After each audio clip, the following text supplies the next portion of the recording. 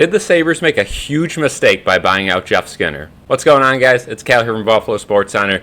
Today we're going to be talking about the Sabres, more specifically the buyout of Jeff Skinner, and not necessarily into the details, into the money and all that, but we're just going to be talking about in general. Was this the right move? Was this the wrong move? Again, the regular season and preseason is very close to getting underway here. I mean, we are approaching the preseason with every day that goes by.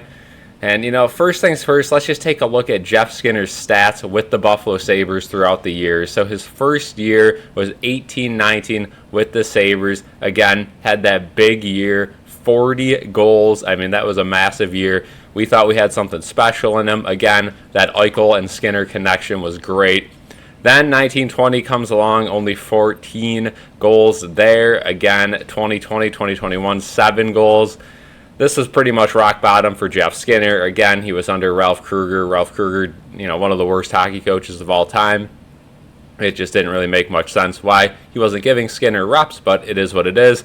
Then we get into the next year, 21-22. He comes up with 33 goals. Jeff Skinner is back. 35 the next year, and then last year, 24. But again, this is a guy who could score 30-plus goals a season.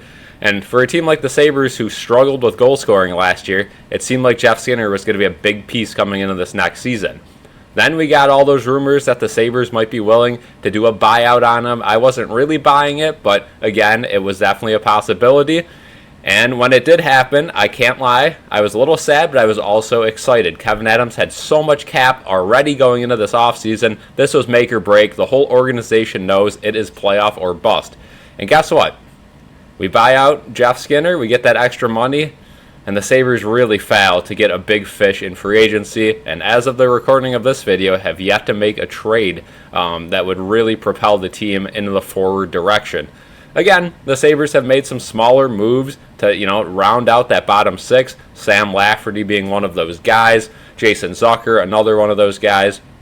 They also made a trade giving away prospect Matt Savoy for Ryan McLeod, so kind of ironic that Skinner goes over to Edmonton, and then Edmonton trades us over Ryan McLeod. So you could kind of say that was part of the trade as well, part of that buyout. But again, this team, as far as offensive talent goes, have not gotten better this offseason. The good news is you have a goalie who should be one of the best in the leagues this year. Again, Ukko-Pekka Luukkonen just got that big contract extension. I say big because it's a pretty long extension. As far as money goes, I think the Sabres made out pretty well as long as he continues to play how he has been playing. And, the Sabres also have James Reimer as their backup right now. Devin Levi lurking in the AHL. He might be the backup come opening day, but again, that's still TBD. But back to the forward unit here. Again, the Sabres had a career year in 22-23, and last year, it seems every single player on that offensive unit had a regression year. I've said it in so many different videos. Again, your top guys like Tage Thompson, Dylan Cousins, those type of players have not produced and did not produce last year.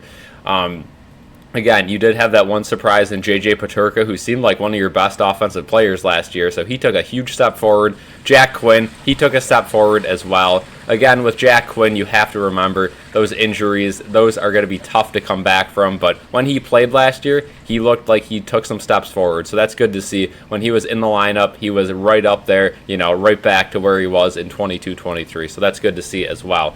But again, the Sabres, with this newfound money that they used to buy out Jeff Skinner, they didn't really add any additions to the defensive unit as well. Again, you get Bowen Byram last year in that trade for Casey Middlestat, but that's unrelated to this offseason. And, I mean, again, this team just simply has not gotten better, in the star caliber.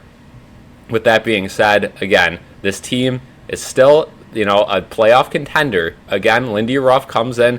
He's not a guy who loves those, flashy players. He really wanted to build this bottom six, and a lot of veterans around the league have said the Sabres have all the talent in the world, but they're kind of easy to play against, right? They're kind of soft towards the bottom of that lineup.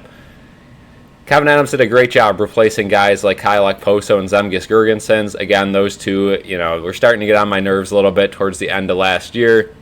And even before that, you could tell both of them were kind of not checked out because they were very hard workers, but kind of past their prime of being a bottom six player on a team that desperately needs to get to the playoffs and quite honestly needs scoring from all four lines. You weren't getting that with those two guys.